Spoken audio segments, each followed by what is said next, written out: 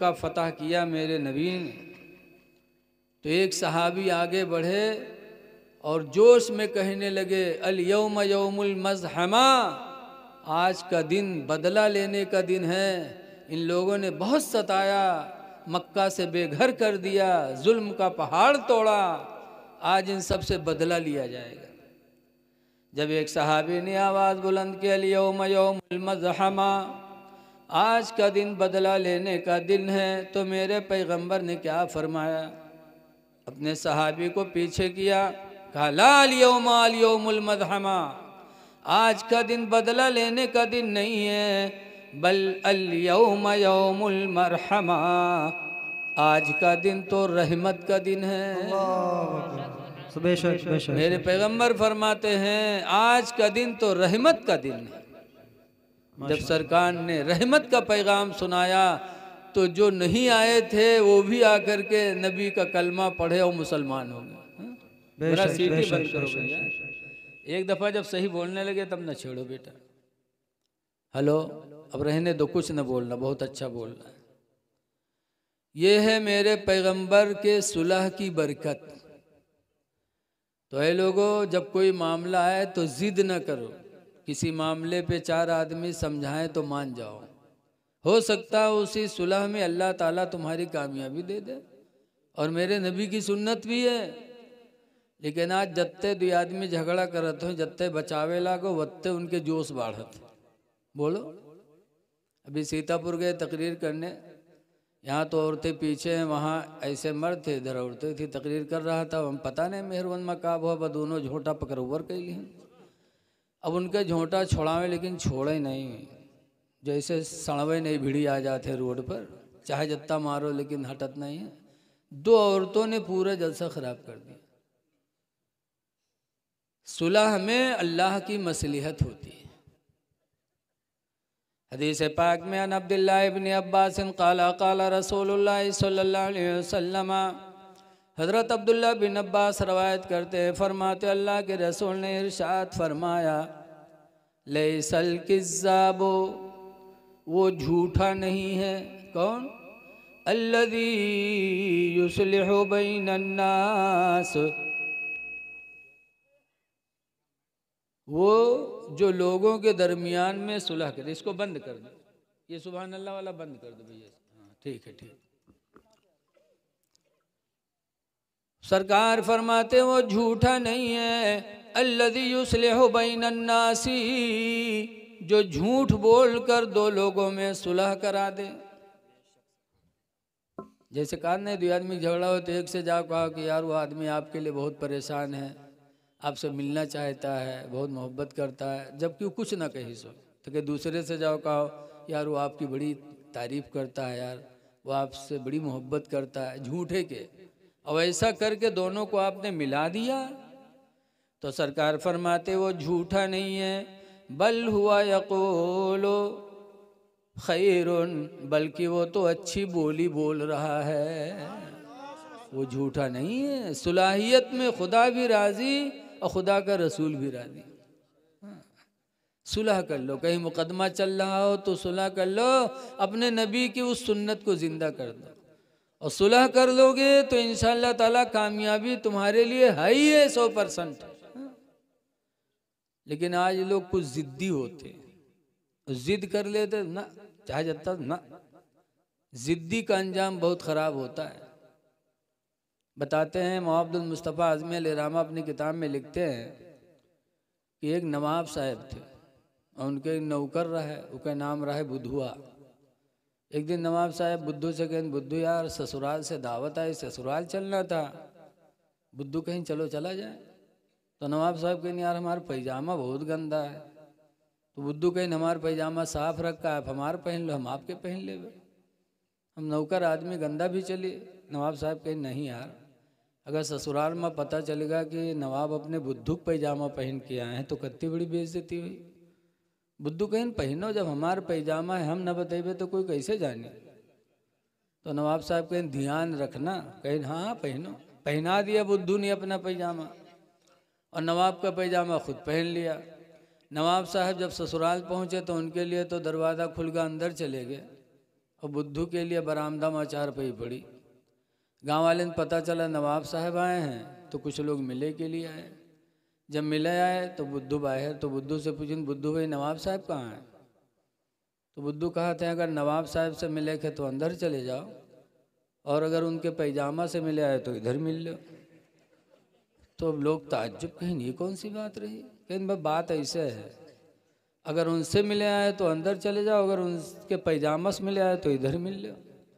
अब नवाब साहब अंदर सुनी तो बड़े आग बग बोला, लेकिन करें क्या बेचारे।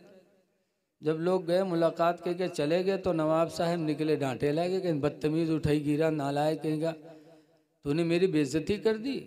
अरे सरकार, अल्लाह पहली गलती माफ़ करता, आप भी माफ़ कर दो, भूल गया था। खैर बात ख़त्म हो गई। फिर दूसरे लोग कुछ मिलने आए। जब फिर मिलने आए तो पूछा, बुद्धू भाई नवाब साहब कहाँ हैं? तो कहा बुद्धू ने कहा, नवाब साहब तो अंदर हैं, लेकिन एक बात सुन लो। कहा सब बात उनसे की हो, लेकिन उनके पैजामा न पूछो कि कहाँ है तुम्हारा पैजामा। अब फिर सब बहुत परेशान की, कौन मामला? कहीं बस बात ऐसे है। अब गए लोग मुलाकात करके, जब गए तो नवाब साहब निकले, वो कमार के भगावे लगे। कहीं साहब मना तो कह रहे पैजामा न पूछो, कहीं हट नालायक, फिर पैजामा रट रहा है। कहा अच्छा माफ़ कर दो, अब ज़बान पे पैजामा नहीं आएगा। खैर माफ़ कर दिया। तीसरा दिन हुआ, फिर कुछ लोग मिलने आए। जब फिर मिलने आए तो बुद्धू बाहर, तो पूछें, बुद्धू भाई नवाब साहब कहाँ हैं? तो बुद्धू सर नीचे कैली। लोग पूछे, अरे बुद्धू बताओ नवाब साहब कहाँ हैं? बुद्धू चुप, एक चुप हजार चुप, कुछ नहीं। फिर पूछे, अरे बुद्धू बोलना रे, नवाब साहब कहाँ हैं? तो बुद्धू कहते हैं, हम कहा जाने नवाब साहब कहाँ हैं? जब उनके हम पैजामा नहीं बता सके थे तो उनका कैसे बता सके थे? बस निकले नवाब साहब, मार के उनका भगाई नहीं। तो लिखते मौलाना अब्दुल मुस्तफ़ा आज़मी अलैहिर्रहमा कि ज़िद का अंजाम बहुत ख़राब होता है। ज़िद शैतान ने भी किया था कि हम आदम को सजदा नहीं करेंगे, तो नहीं किया, तो ज़िद किया तो बर्बाद हो गया। ऐ लोगों, नबी के महफिल में बैठे हो, नबी की सुन्नत को सामने रखो कि कोई मामला आ जाए और सुलाहियत की बात आ जाए तो सुलह कर लो, चाहे समझ में आए या ना आए। सुलाहियत में इस्लाम ने बरकत रखी। बहरहाल आप महफिल मिलाद शरीफ में आए हैं, गौसे पाक की महफिल में आए हैं। अच्छा ये सोचो कि एक तकरीबन गौसे पाक को 1000 साल दुनिया से पर्दा फरमाए हुए, कितने साल हुए? कुछ कमो बेश 1000 साल। लेकिन आज भी गौस की मोहब्बत दुनिया में मुसलमानों के दिलों में बाकी है, और उन्हीं के नाम पर आप लोगों ने भी जलसा किया। आखिर क्यों? सोचो सही कि गौसे पाक की मोहब्बत क्यों दिलों में बसा दिया अल्लाह ताला ने। उन्होंने पूरी जिंदगी अपने खुदा को याद किया, खुदा को पूरी जिंदगी। यही वजह है कि गौसे पाक ने 40 साल तक ईशा के वजू से फजर की नमाज पढ़ी। ईशा की वजू, ईशा के लिए वजू करते थे और पूरी रात जिक्र इलाही में लगे रहते थे, वजू टूटता नहीं था, और उसी वजू से फजर की नमाज पढ़ लेते थे। और एक दिन नहीं, 2 दिन नहीं, 40 साल। हम लोगों को आज जलसा साल में एक दफ़ा कहीं गांव में होता है, लेकिन लोग कहते हैं अरे हमें नींद आ रही है। गौसे पाक 40 साल नहीं सोए। 40 साल तक जब ईशा के वजू से फजर की नमाज पढ़ी तो शैतान बड़ा नूरानी चेहरा बना करके और गौसे पाक के पास आया। कहा, गौस तुमने 40 साल तक ईशा के वजू से फजर की नमाज पढ़ी, 40 साल तुम नहीं सोए? कहा अल्हम्दुलिल्लाह। तो शैतान नूरानी चेहरा बनाकर गया था, लंबा तड़ंगा बन के। कहा, गौसे पाक सुनो, मैं तुम्हारा खुदा हूँ। कहो माज़अल्लाह। कहा, मैं तुम्हारा खुदा हूँ, तुमने बहुत इबादत किया है, आज से मैंने तुम्हारे ऊपर से नमाज माफ़ कर दिया।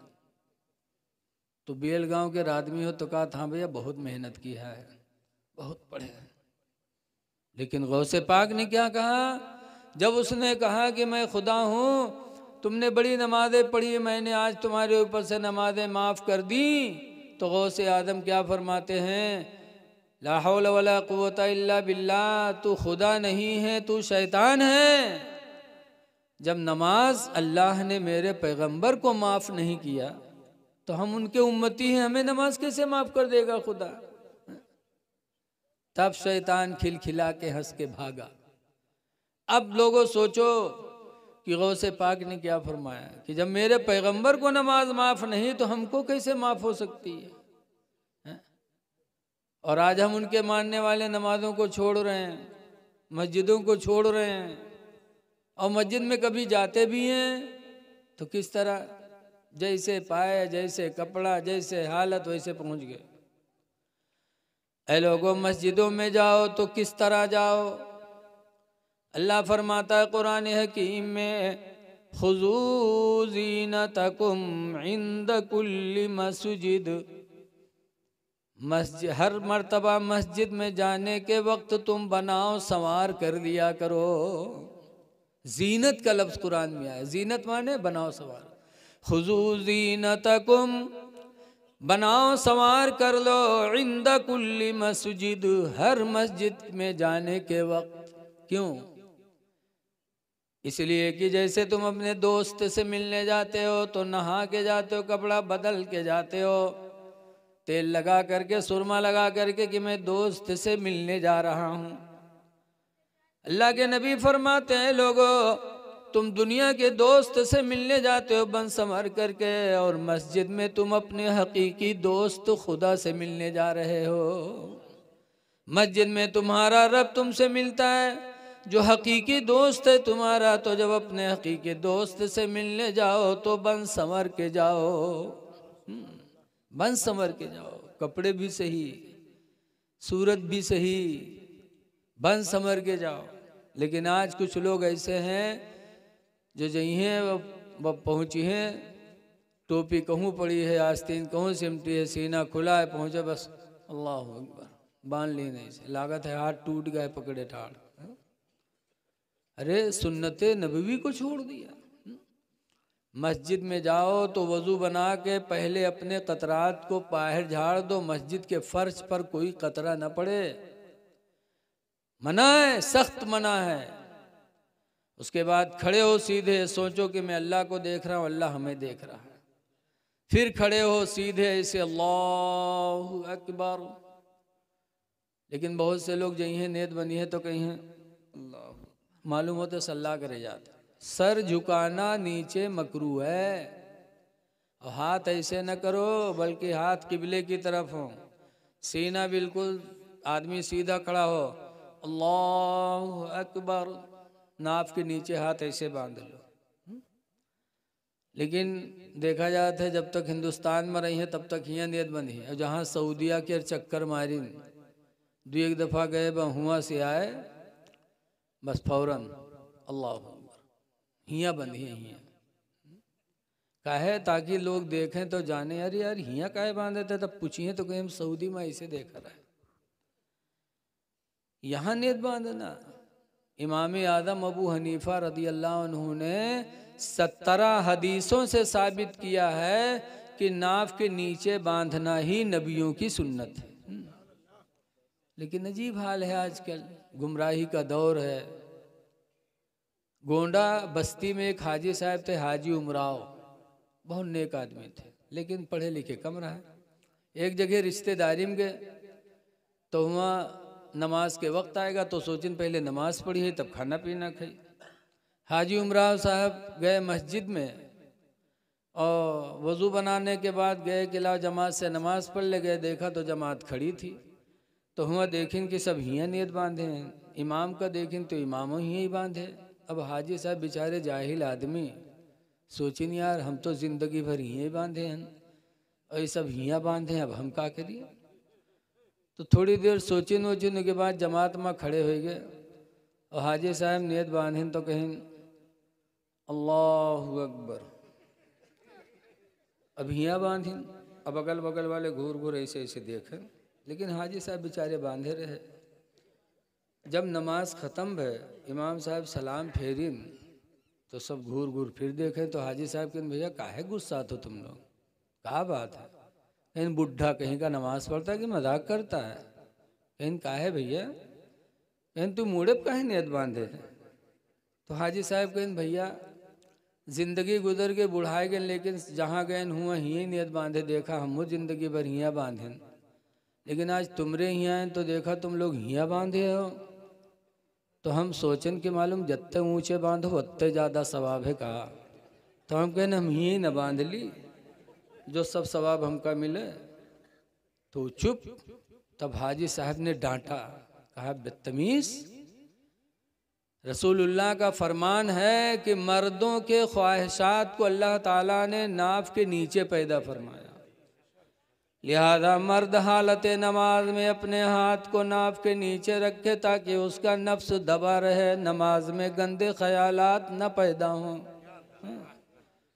और औरत के ख्वाहिशात को अल्लाह ने सीने में पैदा फरमाया, लिहाजा औरत हालत नमाज में सीने पर हाथ रखे ताकि उसका नफ्स दबा रहे, नमाज में बुरे इरादे न पैदा हों।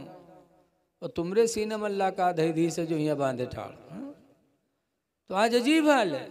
ऐ लोगो, जब मस्जिद में जाना नसीब हो तो खुदा का शुक्र अदा करो कि अल्लाह तेरा शुक्र है।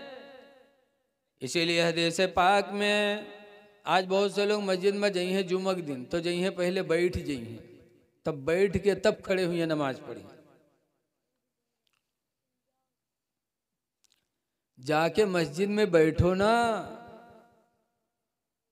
सरकार फरमाते हैं इदा दखला अहदुकुम फिल मस्जिद, जब तुम में का कोई मस्जिद दाखिल हो, फल युसल्ली रकातैन, तो चाहिए कि 2 रकात नमाज पढ़ ले, क़ब्ल अन यजलिसा, इससे पहले कि बैठे, यानी बैठने से पहले 2 रकात नमाज पढ़ ले। कैसी 2 रकात नमाज? तहियतुल मस्जिद। तहियतुल मस्जिद का मतलब है कि अल्लाह 2 रकात नमाज पढ़ करके दुआ मांगे कि इलाही तेरा शुक्र है कि तूने अपने घर में आने की मुझे तौफीक अता फरमा दिया। तहियतुल मस्जिद पढ़ ले। लेकिन आज हम लोग जा कर के बैठते हैं पहले, फिर बैठ के खड़े होते हैं। ऐसा नहीं होना चाहिए। लेकिन आज अफसोस है कि हमारे लोगन 8 दिन मस्जिद को पहुँच होते। बोलो 8 दिन। अब 8 दिन भी नौजवान जो जाते हैं तो ऐसी नमाज पढ़ते हैं, पैंट और शर्ट पहनेंगे। जुमा में भी, अरे कम से कम नमाज जुमा पढ़ने जाओ तो कुर्ता पैजामा पहन लो। पैंट और शर्ट पहन के जाएंगे, और शर्ट कितना लंबा होता है, जहाँ से ताहम पैंट ख़त्म होते हुए तक के शर्ट जाते हैं।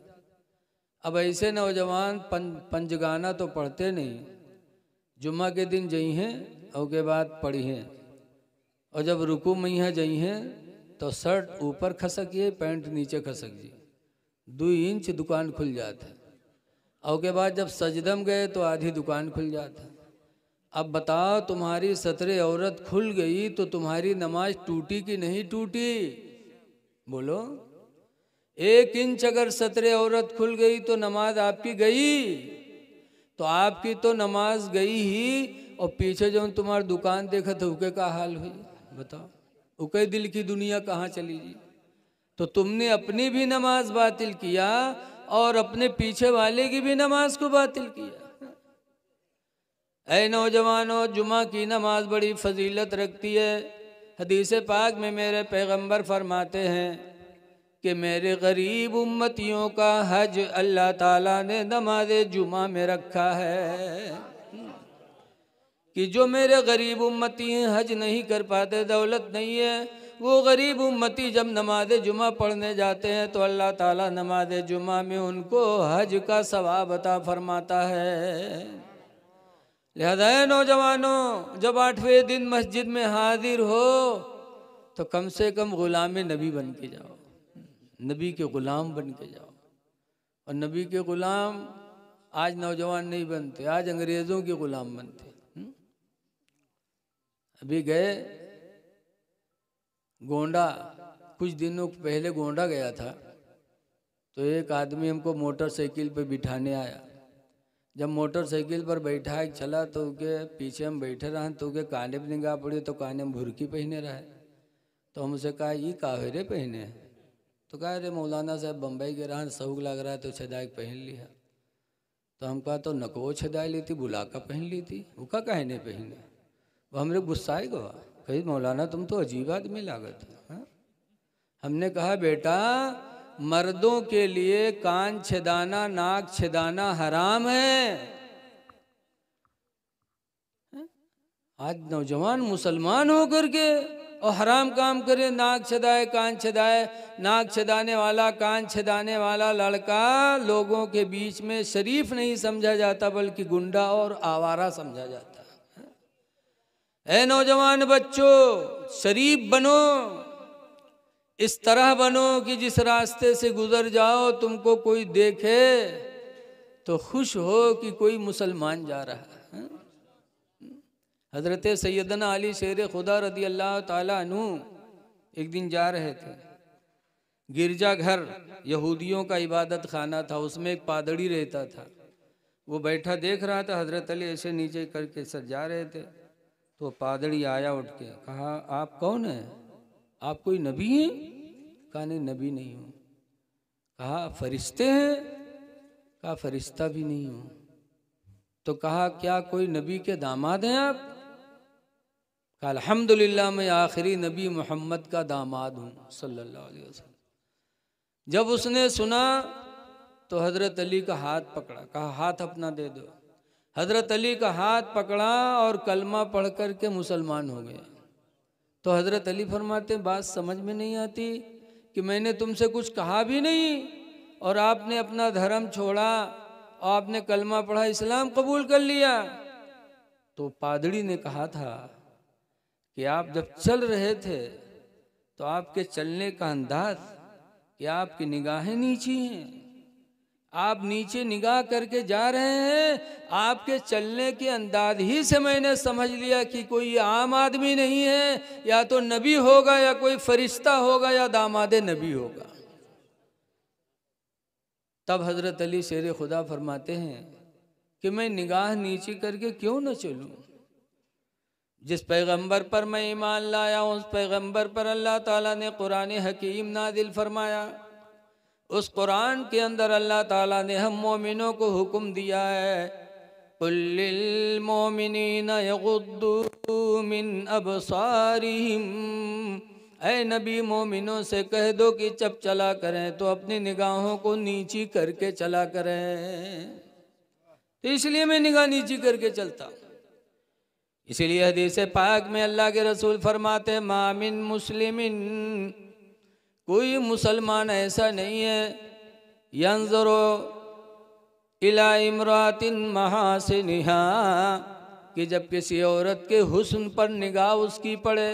कोई मुसलमान ऐसा नहीं जो किसी औरत के हुस्न पर एक निगाह डाले, एक निगाह पड़ जाए, सुम्मा यगुद्दु बसरहु, फिर वो अपनी निगाह को नीची कर ले, दोबारा न देखे। इल्ला अहदसल्लाहु लहु इबादतन, मगर अल्लाह ताला उस बंदे को एक ऐसी इबादत की तौफीक अता फरमाएगा, यजिदु हलावतिहा, कि जब वो बंदा उस इबादत को करेगा तो उस इबादत की मिठास पाएगा। कि जो किसी अजनबी औरत के चेहरे पर निगाह पड़ जाए और फिर नीचे कर ले, दोबारा न दे, इतना खुश होगा कि अपने बंदे को ऐसी इबादत का सवाब देगा कि उस इबादत में उसको लुत्फ आएगा। आज हम लोग नमाज पढ़ते हैं, लुत्फ कहाँ है? नमाज पढ़ते हैं और ध्यान इधर उधर, और लुत्फ आएगा तो आदमी नमाज पढ़ेगा तो उसका ध्यान सब नमाज ही में होगा कि मैं अल्लाह को देख रहा हूँ, अल्लाह हमें देख रहा है।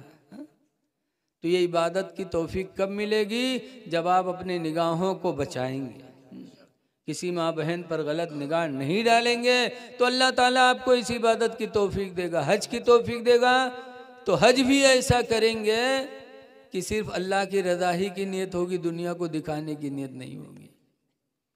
लेकिन आज वो चीज़ नहीं होती। आज हम नमाज पढ़ते हैं तो मकसद है कि लोग हमको अच्छा कहें।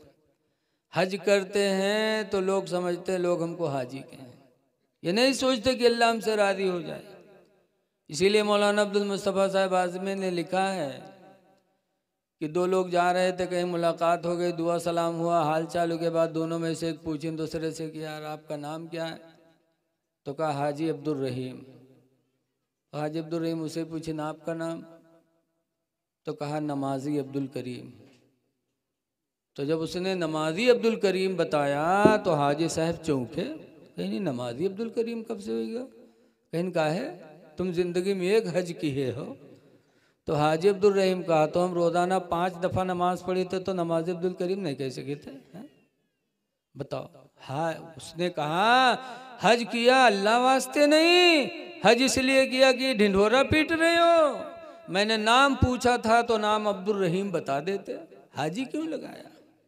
हाजी का दर्जा बहुत बुलंद है। अल्लाह के रसूल फरमाते हैं कि हाजी क़यामत के दिन जन्नत में तो जाएगा ही, लेकिन अपने साथ हज की बरकत से 400 लोगों को जन्नत में लेके जाएगा, खुद बख्शा जाएगा और 400 लोगों की शफात एक हाजी कराएगा। लेकिन कौन हाजी? जो सिर्फ इसलिए हज करे कि हमसे मेरा रब राज़ी हो जाए। लेकिन अगर दिखावे के लिए तो फिर मामला गड़बड़ है। बहुत से लोग इलेक्शन में ठाड़ हुए होते तब हज करे जाते हैं कि ऐसे कोई दी ना जाए हज कही ताकि लोग जाने के बहुत नीक हुई हुआ बगुला भगत। ऐसे हाजी तो क्या कहा जाए। तो ऐसे जैसे बताते हैं दिल्ली की जामा मस्जिद थी, एक भिखारी बेचारा गया भीख मांगने, ऐसे कटोरा दे दी मुहर्रम और नमाज़ी पढ़ के निकले लागे तो अंधरवा मांगे लगा अल्लाह के नाम पर दे दो भैया, अल्लाह के नाम पर दे दो।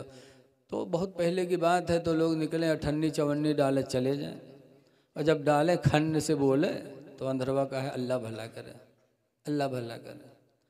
अत्ते में एक साहब निकले तो बजाय डाले के जो उन कटोरम बटूरा रहा उसका पंजम भरे लागे। जब पंजम भरे लागे खड़भड़ान तो अंधवा जान गया कोनो बजाय दे के उठाए लिए जाते। कहा वह अंधवा झट से गट्टा पकड़ लिए, कैसे हाजी भैया, ये हाजी भैया छोड़ दो, यह हाजी भैया न ले जाओ, यह हाजी भैया हम बहुत गरीब हैं छोड़ दो। तो चौंके कहीं ना यूँ अंधरा कस के जान गया कि हम हाजी हैं। तो पूछिन कि यार अंधरा तू कस के जान दे रे कि हम हाजी हैं रे? तो अंधरवा कहते ये हाजी भैया अत्ता लटा काम हाजी के अलावा कोई न करे भैया छोड़ दे, अत्ता लटा काम हाजी के अलावा कोई न करे भैया छोड़ दे। बताओ आज हज इतनी मुबारक नेकी और हाजी अपने अमल से इस नेमत को बर्बाद कर रहा है। हाजी बड़ा दर्जा होता है। अल्लाह के रसूल सल्लल्लाहु अलैहि वसल्लम फरमाते ताबिउल हज वल उमरा, हज करो उमरा करो पैदर पे क्यों? लिअन्नहुमा यनफियानिल फ़क़रा, इसलिए कि ये दोनों मुहताजी को दूर कर देते हैं, वज़्ज़ुनूब और गुनाह को दूर कर देते। हज करने वाला कभी गरीब नहीं होगा। नबी का वादा है कि हाजी से अल्लाह ताला मुहताजी को दूर कर देता है। इतनी बड़ी इबादत। बहरहाल मैं आप हजरात से गुजारिश करता हूँ कि ग़ुलाम नबी बन जाओ, अंग्रेज़ों के ग़ुलाम न बनो मेरे नौजवानों। चेहरों पे दाढ़ी रखा लो, इस्लामी लिबास पहन के जी लो और नबी के ग़ुलाम बन के जियो तो इंशाअल्लाह कामयाबी हमारी तुम्हारे कदमों को चूमेगी। एक सहाबी थे जिनका नाम है हज़रत सफ़ीना। क्या नाम है? सफ़ीना। अल्लाह की राह में जंग के लिए निकले। हज़रत सफ़ीना जा रहे थे मैदान जिहाद में कि रास्ते में जंगल पड़ा। हज़रत सफ़ीना जैसे जंगल में दाखिल हुए, कुछ ही कदम आगे बढ़े थे कि जंगल का शेर सामने आ गया। जब शेर को देखा हज़रत सफ़ीना ने तो क्या हुआ? बेलगांव के आदमी का अगर अकेले कहूँ गन्ना खेत में शेर मिल जाए तो क्या हाल हुई बताओ? नीचे कपड़ा तो खराब होंगे। बोलो शेर मिल जाए अकेले में। लेकिन रसूलुल्लाह के सहाबी की शान देखो। बुखारी शरीफ की हदीस से जब हज़रत सफ़ीना ने जंगल में शेर को देखा तो क्या कहा था? या अबल हारिस, ए जंगल के शेर, अना मौला रसूलिल्लाह, मैं रसूलुल्लाह का गुलाम हूँ। बोल दो सुभान अल्लाह यार। कहा था जंगल के शेर में नबी का गुलाम हूँ, ये नहीं कहा था मैं हाफिज जी हूँ छोड़ दो, ये नहीं कहा था हम तकरीर बहुत बढ़िया कैली थे छोड़ दो, या हाजी हूँ छोड़ दो। हजरत सफीना को हाजी होने पे नाज नहीं, आलिम और हाफिज होने पे नाज नहीं था, न नमाजी होने पे नाज, बल्कि हजरत सफीना को नाज था तो नबी की गुलामी पे नाज था। कहा ना मौला रसूलिल्लाह, ऐ जंगल के शेर मैं रसूलुल्लाह का गुलाम हूँ। जैसे जंगल के शेर ने सुना कि नबी के गुलाम है, हदीस में फ़अक़बल अल असद बस बसतन, वो शेर आगे बढ़ा अपनी पूँछ को हिलाते हुए। जानवर पूँछ कब हिलाते हैं? जब किसी से मोहब्बत करते हैं। देखो कुत्ता देखो, जो उन कुत्ता जिससे जिका मोहब्बत करे तो जब उसका देखी वो के पूँछ टुन टुन टुन टुन चले लगे, बोलो चलती कि नहीं चलती? निशानी है उसके मोहब्बत की। हदीस में फ़अक़बल अल असद बस बसतन, वो शेर आगे बढ़ा अपनी पूँछ को हिलाते हुए, वक़ब्बल क़दमैहि, और आकर हजरत सफीना के पैरों को चूमा, वक़ाम इला जंबिही, और पहलू में आके खड़ा हो गया, वसारा माहू, और हजरत सफीना के साथ साथ वो शेर जंगल में चलने लगा। निगरां बन गया कि नबी के ग़ुलाम के साथ रहूं, कहीं कोई दूसरा शख्स मेरे नबी के ग़ुलाम को तकलीफ़ न दे दे। तो जंगल का शेर हजरत सफीना का निगरां हो गया। ऐ लोगों, सहाबा को नाज था नबी की ग़ुलामी पर, तुम भी नबी के ग़ुलाम बन जाओ, चेहरे पे दाढ़ी रखा लो, नमाज़ें पढ़ो, खुदा जाने किस वक्त बुलावा आ जाए। कुछ पता है कि जवानी के बाद बुढ़ापा आएगा? कुछ पता नहीं। हजरत उमर फारूक आज़म जो सहाबी हैं, सरकार के दूसरे खलीफा भी हैं और सरकार के ससुर भी हैं, इनकी बेटी हफ्सा रसूलुल्लाह के निकाह में थी। हजरत उमर का बड़ा दर्जा है। लिखा है कि जब वो अमीरुल मोमिनीन थे, यानी बादशाह इस्लाम थे हजरत उमर, तो उनका लड़का एक अब्दुल्ला था, मदीने के मदरसे में पढ़ता था। आज प्रधान आदमी हो जाता तो अपने बच्चे को मदरसे में पढ़ाने से शर्माता है कि मैं प्रधान हूँ, कोटेदार हूँ, मैं मालदार आदमी, मेरा बच्चा मदरसे में जाएगा? मेरा बच्चा कॉलेज में जाएगा, यूनिवर्सिटी में जाएगा, मदरसा तो गरीब बच्चों की जगह है, लोग ये सोचते हैं। लेकिन हजरत उमर फारूक आज़म अमीरुल मोमिनीन, बादशाह इस्लाम, और उनका लड़का मदीने के मदरसे में पढ़ता था, उसका नाम था अब्दुल्ला। एक दिन नहीं गया पढ़ने, तो हजरत उमर ने बुलाया, कहा बेटा पढ़ने नहीं गए? कहा अब्बा जब तक नया कपड़ा नहीं बनवाओगे नहीं जाऊंगा, ये पुराना कपड़ा पहन के जाता हूँ, मेरे साथी हंसते हैं कि अमीरुल मोमिनीन का लड़का और पुराना धुराना कपड़ा पहन के आता है, अब्बा नया कपड़ा बनवा दो तो जाएंगे वरना नहीं जाएंगे। तो हजरत उमर अमीरुल मोमिनीन थे, लेकिन सादगी का आलम देखो।